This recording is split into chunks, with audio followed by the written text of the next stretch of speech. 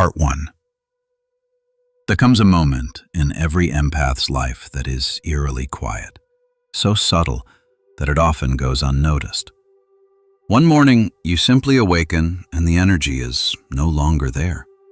Not exhaustion, not fatigue, just emptiness.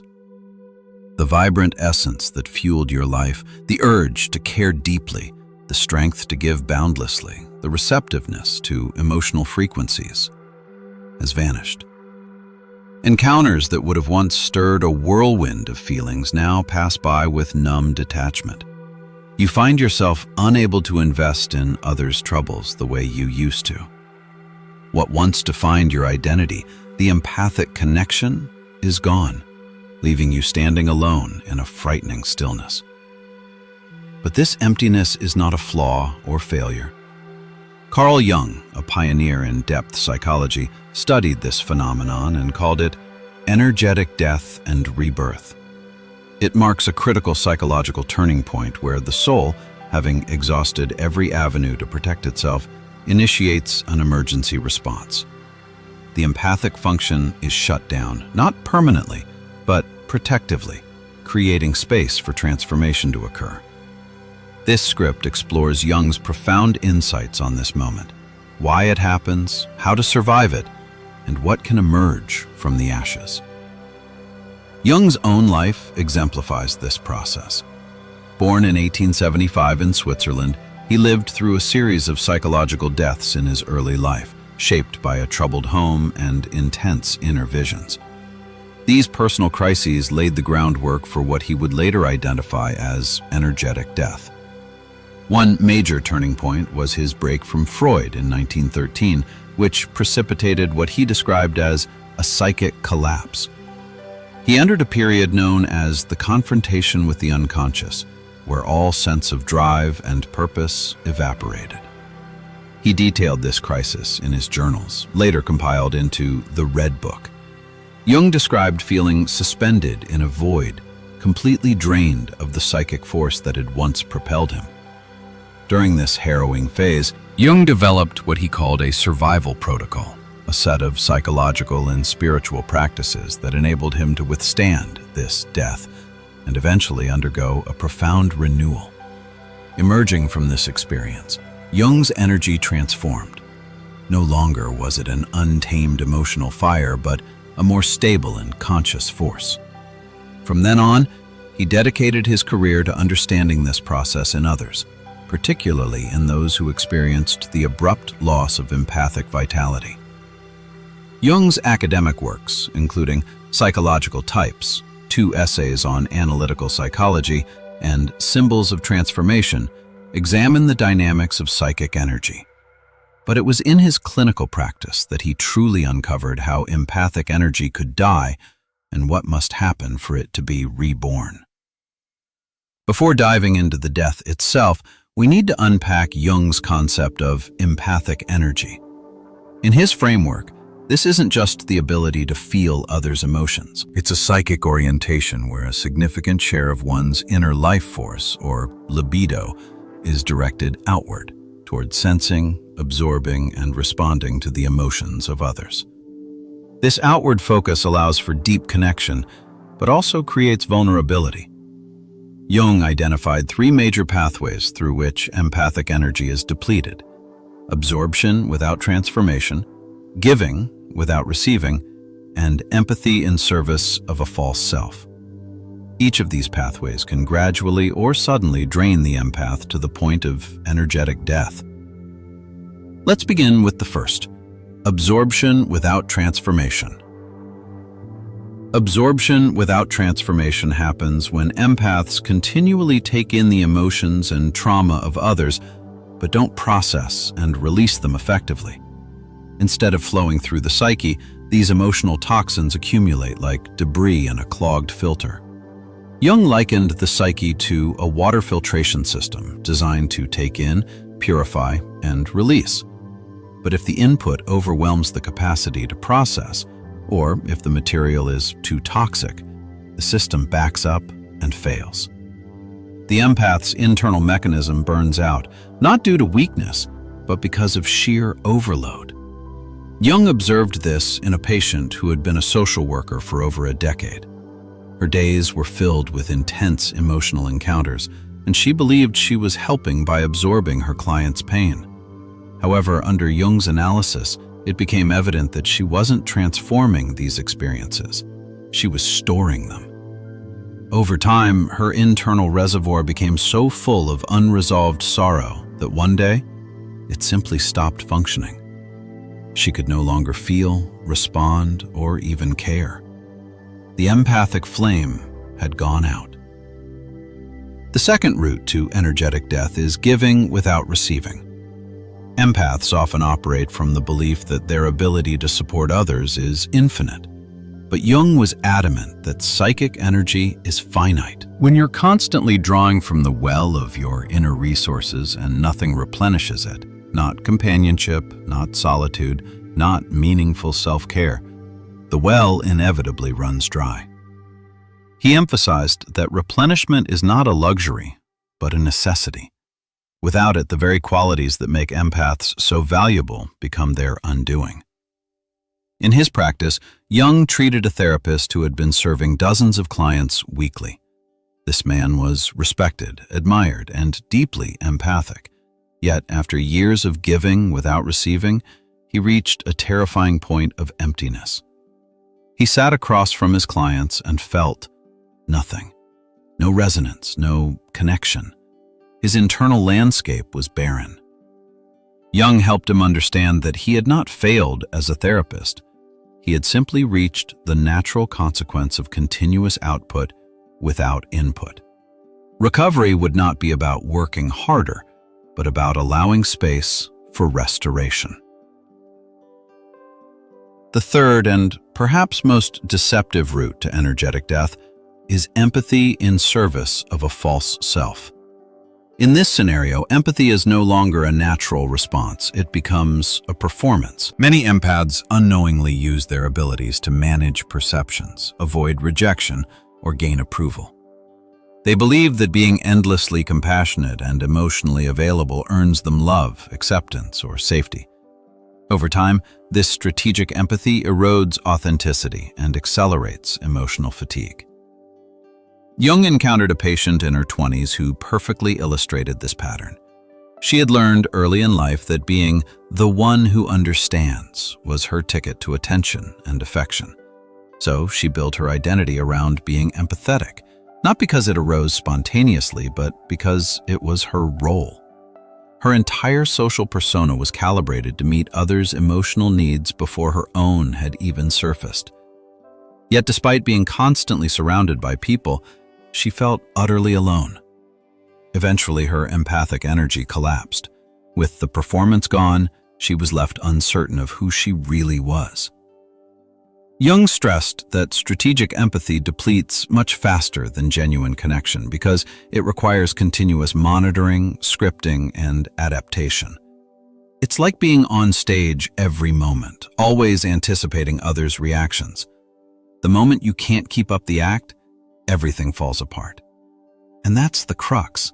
When your empathy is linked to survival strategies rather than true emotion, its death leaves a terrifying void. So what does the moment of empathic death feel like? Jung was meticulous in documenting this. He called the first sign the absence of resonance. This is when you find yourself in situations that once deeply moved you, someone in pain, someone seeking comfort, and you feel nothing. Not numbness by choice, but a complete lack of emotional resonance. You understand intellectually that this should stir compassion, but it doesn't. Jung referred to this chilling silence as the shutting down of the feeling function. He reassured patients that it wasn't a sign of becoming inhuman or sociopathous. It was the psyche's emergency brake. Just like the body shuts down non-essential systems during extreme famine to preserve vital functions, the psyche conserves energy by disabling the empathic circuit when depletion reaches critical levels. This absence of resonance is the psyche's way of protecting you. It's not indifference born from cruelty, it's insulation born from necessity. Jung emphasized that trying to override this shutdown only deepens the crisis. Many patients, upon encountering this void, panic and attempt to force feelings back into existence. But forced revival rarely works. Instead, it risks embedding the shutdown permanently, like trying to jumpstart an engine that's overheated. Another profound sign of empathic energy death is what Jung termed the collapse of meaning.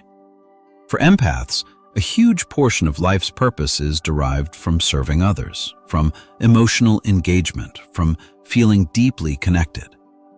When empathic energy disappears, so does that source of meaning. Relationships feel flat. Work seems pointless. Life becomes mechanical. Jung worked with a woman in her 50s who had spent her life holding her family together, emotionally speaking. She was the glue, the healer, the one everyone turned to. But then, one day, the energy disappeared. She attended a family event expecting to feel the usual emotional pull, and there was nothing. No pain, no warmth, just an eerie stillness. And in that stillness, she realized that her entire identity had been built around this function. Without it, she was lost. She described it as feeling like a ghost in her own life. People still approached her with the same needs and expectations, but she could only watch herself going through the motions. The warmth that had once fueled her family dynamics had gone cold, and she couldn't fake it. Her meaning had been entirely rooted in being the emotional anchor. Now, without that role, she didn't know who she was or why she mattered. The realization nearly pushed her into existential despair. Jung called this the crumbling of the meaning structure and saw it as a dangerous but necessary step in the journey. If meaning is derived from a role that depletes you, then its collapse is essential. Only in the absence of that borrowed meaning can something truer be discovered. The third signal of empathic energy death, which Jung explored in depth, is what he referred to as the experience of the living dead. You are still functioning, showing up to work, completing tasks, even maintaining routines, but internally, it's as if you're spectating your own life. There's no sense of vitality animating your actions. You're not dissociating from reality. You're just profoundly disconnected from the energy of engagement. Jung had many patients who described this phenomenon with uncanny similarity. One patient, a man in his late 30s, came to Jung saying, "I feel like I'm watching my life like it's a movie. I'm there, but I'm not in it." He continued his daily responsibilities with eerie precision, but there was no emotional investment. The color had drained out of his world and everything felt muted. This sense of being a shadow of oneself is not uncommon when the empathic core shuts down. Jung recognized that this state is deeply distressing because it mimics depression but is not quite the same. It's not sadness or despair. It's absence, a void. And for empaths, that void is even more disorienting because they are so used to defining themselves by their emotional engagement. When the energy that once bound them to others and to meaning evaporates, what remains is a husk, an outline without essence. In these cases, Jung would not rush to revive energy. Instead, he emphasized something critical: understanding the psyche's wisdom in shutting down. This shutdown, as horrifying as it feels, is protective. The living dead sensation isn't a punishment. It's the psyche buying time, conserving resources, and preparing for the possibility of rebirth. And here, Jung introduced a powerful concept: prohibition against forced revival. He noticed that patients often reacted to this void with frantic urgency, trying to care again, trying to reconnect, trying to feel something. But these efforts backfire. Jung compared it to a plant that's died from overwatering. Pouring more water only worsens the root rot. Instead, the system needs space, stillness, radical permission to be empty. This concept of radical permission was central to Jung's survival protocol for those facing empathic energy death. He believed that when the psyche shuts down, forcing it back online only deepens the trauma. Instead, the path forward requires allowing the stillness to exist without resistance. This isn't passivity, it's a deliberate surrender to a necessary pause. Jung introduced what he called bare attention, a practice rooted in quiet observation without emotional engagement. For the empath who is burned out, this technique becomes a lifeline. Bare attention means watching life unfold without the pressure to react. It is the art of witnessing. When a friend cries, you observe their pain without absorbing it. When conflict arises, you remain present but detached. This isn't coldness, it's conservation. Jung taught that bare attention allows the empath to remain connected to reality without further draining their inner reserves. It is the psyche's equivalent of breathing on autopilot, silent, vital, and self-preserving. Jung emphasized that bare attention should not be confused with indifference. In fact, it requires immense courage. To be present without performing, to witness suffering without reflexively fixing it, is a discipline of restraint. He described this practice as holding the line, a quiet vigil kept while the deeper layers of the self reorganize. For empaths used to defining themselves through service, this shift feels unnatural, even selfish. But it is, in truth, an act of radical self-respect. One of Jung's patients described this phase as like being underwater, seeing the world in slow motion. Everything is distorted but still visible. You're there but not fully. Instead of resisting this perception, Jung encouraged her to explore it, to treat it not as exile but incubation. The old self, he insisted, was not being erased but rewritten. This phase, though painful and disorienting, was the threshold to integration. Another key element of this stage is silence. Jung often prescribed periods of intentional solitude, not as escape, but as sanctuary. In silence, the internal noise begins to fade. Without the pressures of emotional engagement, the psyche can start to mend.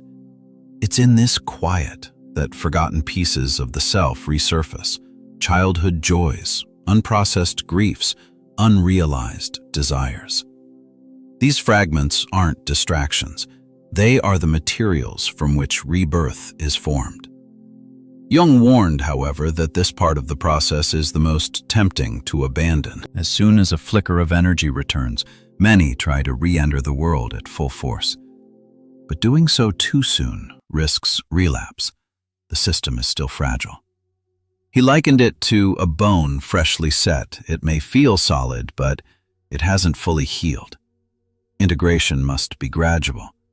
Empathic energy, once dead, returns not in a blaze, but in a whisper. Jung believed that what follows the stillness is not immediate clarity, but a slow return to instinctive reconnection with the inner compass, long overshadowed by compulsive empathy. As the noise subsides, subtle signals begin to emerge from within.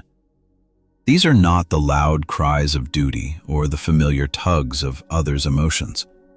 They are quieter, more elusive. An interest rekindled, a spontaneous laugh, a moment of genuine curiosity. Jung saw these flickers not as coincidence, but as signs of psychic regeneration, the soul's first cautious steps back into life. He advised patients to treat these moments with reverence. Don't rush them. Don't demand more. Simply notice them. If a walk feels good, take it. If a book stirs your imagination, read it.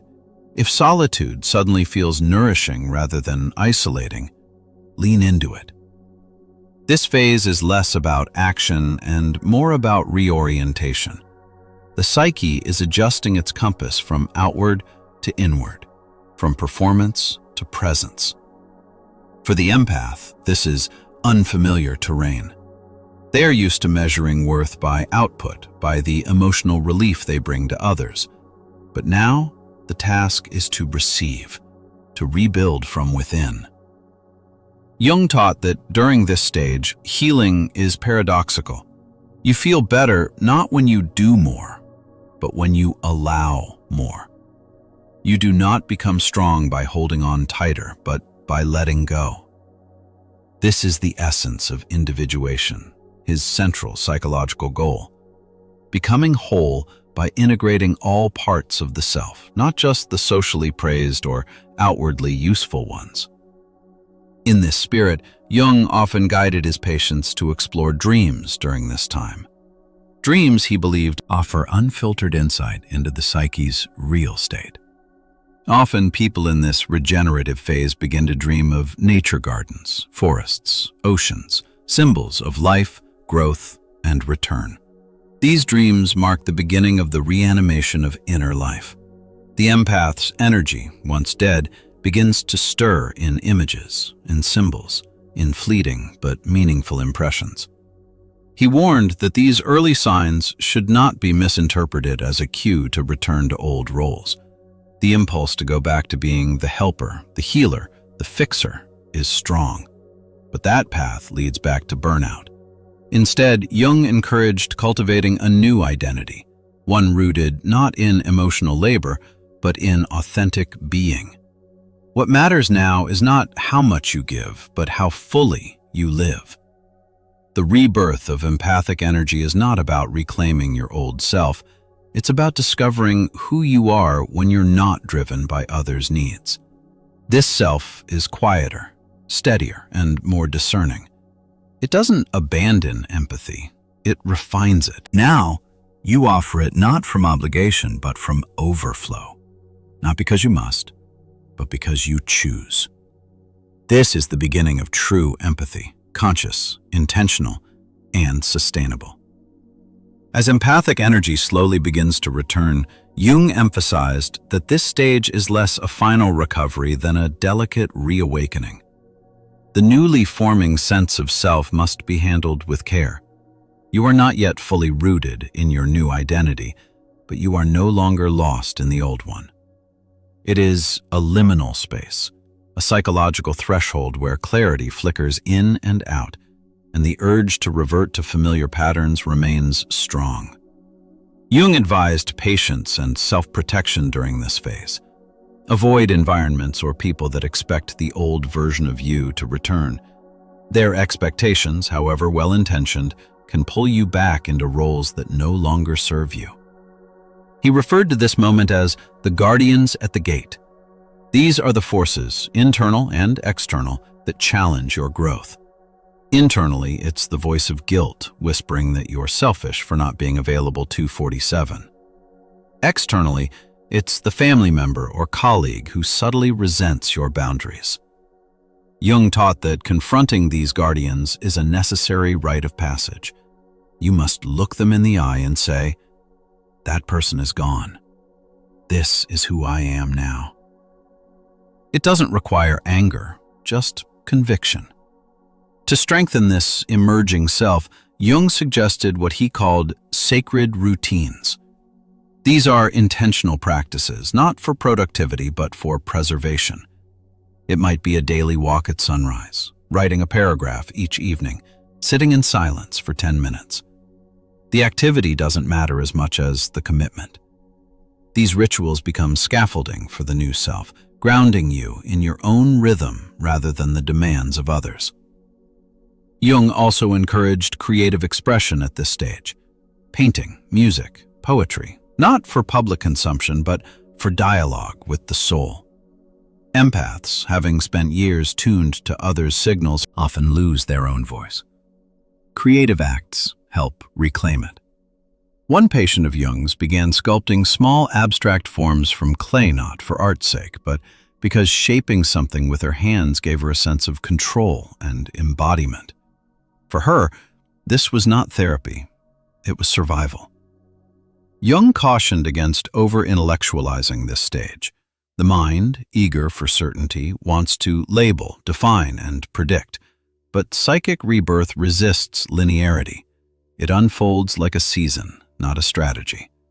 Some days will feel expansive, others regressive. That's not failure. It's integration. You're not returning to who you were. You are expanding into who you're becoming. Above all, Jung insisted that the return of empathic energy must now serve the self first. Not selfishly, but sustainably.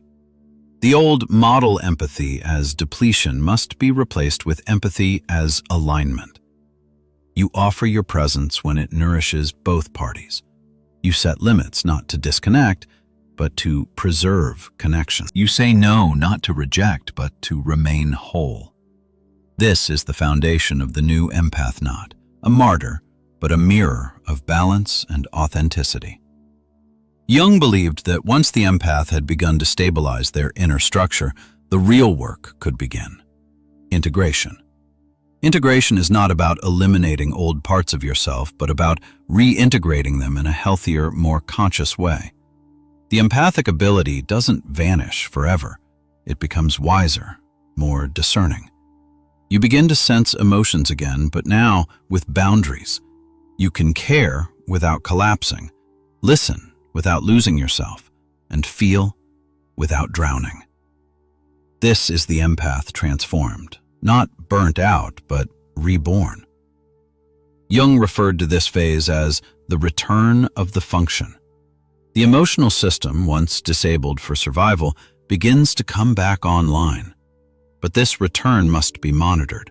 The same way a recovering patient doesn't run a marathon after surgery, the empath must re-enter emotional territory with care. Jung encouraged small doses, brief interactions, low-stakes conversations, gentle exposure to emotions, each followed by recovery time. These exercises help rebuild the muscle of empathy in balance with self-awareness. Crucially, Jung emphasized the role of reflection. After each encounter, ask, did I lose myself? Did I absorb what wasn't mine? Did I feel drained or energized?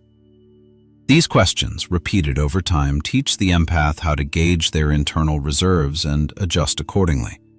It's not a sign of weakness to monitor your capacity. It's a sign of mastery. One of Jung's patients, a nurse, described this phase as walking through a field of old ghosts. She returned to the same hospital, the same colleagues, and the same patients, but she was not the same. Initially, she feared she would fall back into her old patterns of overcare, but now she had tools. She knew when to take breaks. She knew how to say, I can't take that on right now. Her empathy had matured.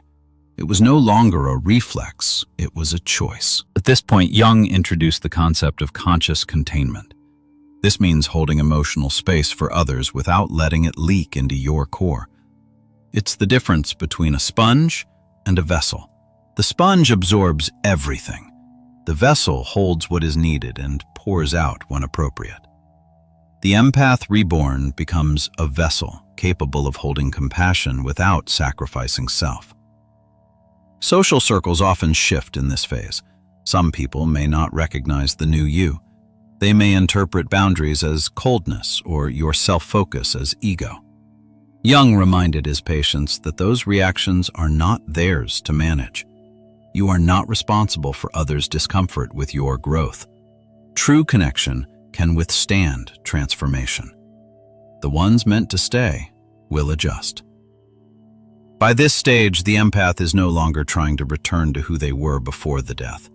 They've accepted that person served a chapter, but not the whole book. Now, a new story is being written, one with less sacrifice and more sovereignty, less depletion and more discernment. At this point in Jung's survival protocol, the empath is no longer surviving, they are evolving. Having passed through the void of energetic death and emerged with a new structure, they face a different kind of challenge. Sustaining authenticity in a world that often rewards self-erasure. Jung warned that the culture we live in doesn't typically celebrate balance. It admires sacrifice, overextension, and selflessness. But those are precisely the traits that led to burnout. Now the empath must learn to resist being pulled back into collective expectations and instead follow their own compass. To anchor this transformation, Jung encouraged the development of what he called a symbolic center. This is not a physical place, but a psychological orientation, a core sense of self that decisions, emotions, and interactions can orbit around. This center might be rooted in values, creative purpose, or a spiritual identity. Whatever it is, it becomes the axis of the new life. When the world tugs at you to give more, you return to this center.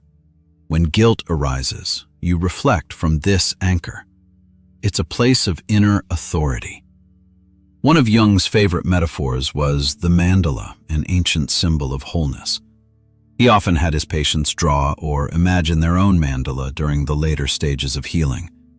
This act wasn't artist, it was spiritual.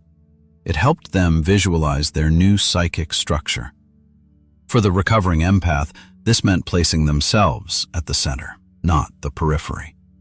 They were no longer orbiting others' needs, but aligning their world around their own essence. In this phase, empathy becomes a sacred act, not a reflexive one. You give when you choose to, not because you feel responsible. You listen deeply, but no longer absorb. You support, but only from overflow. Jung believed this is where true service begins, not from martyrdom, but from mastery. Your empathy is no longer a coping mechanism, it's a conscious gift. Relationships also shift again, often becoming deeper and more reciprocal. Because you're no longer over-functioning, others must step up. Those who remain in your life are those who honor mutual care. You start to experience what Jung called soul-to-soul connection, not transactional, not based on roles, but on essence.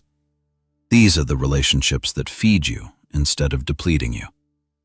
Jung also noted that by this phase, many empaths begin to channel their energy into purpose-driven work. Whether creative, professional, or personal, it becomes an expression of their integrated self. No longer seeking validation, they create for the joy of alignment. This might look like teaching, writing, leading, or simply being fully present in their community. Whatever the path, it's not about proving worth, it's about living truth. The empath has now become what Jung called the wounded healer, not someone defined by their pain, but someone transformed through it. Their journey through energetic death has granted them a wisdom that cannot be taught, only lived. In the final phase of Jung's survival protocol for the empath, he pointed toward integration as not just a process, but a lifelong practice. Healing is not a one-time event. It is cyclical, evolving with new challenges and revelations. For the empath who has died and been reborn energetically, life now becomes a sacred balance, staying connected to the world without losing connection to oneself. Jung called this holding the opposites, the capacity to be with others while remaining fully anchored in your own truth. This requires what Jung termed psychological vigilance, not paranoia or hypervigilance, but an ongoing awareness of your energy, your motives, and your patterns. Empaths are especially susceptible to slipping into unconscious habits of self-abandonment under stress. The new empath, transformed, recognizes these moments not with shame, but with insight. I'm overextending again. Time to return to center. It's this moment-to-moment awareness that maintains wholeness. At this point, many empaths begin to serve others in new ways, not as emotional sponges, but as mirrors. They reflect clarity, offer presence, and model boundaries. Jung viewed this as the highest form of contribution, not fixing others, but embodying integrity so others might be inspired to do the same. It's not about rescuing, it's about resonance. And from this place, the empath finally understands their gift not as a burden, but as a blessing that must be consciously managed. Jung emphasized the importance of solitude throughout this stage. not as isolation, but as a place of return. Even when surrounded by others, the empath maintains a private sanctuary within a place of quiet knowing where their symbolic center resides. This is where decisions are made, energy is checked, and meaning is reaffirmed. The outer world may pull, but the inner world decides. This final stage also brings with it a deeper relationship to mystery. Empaths, having passed through death and rebirth, no longer need all the answers. They live more comfortably in paradox. They understand that strength includes softness, that clarity includes uncertainty, and that to be whole is to embrace contradiction. Jung called this the union of opposites, a sign of maturity in the soul. Finally, the empath transformed no longer fears another energetic death. They know now that loss of energy is not the end, but a signal, a message from the psyche to pause, reflect, and realign. They carry within them the memory of the void, but also the map that led them out of it. This map becomes their legacy, their quiet gift to the world. And so, what began as a terrifying loss becomes an initiation. The empath, once overwhelmed and hollowed out, now walks with purpose. They know how to feel deeply without drowning, how to give generously without depletion, and how to love fully without losing themselves. This is not just survivalese alchemy.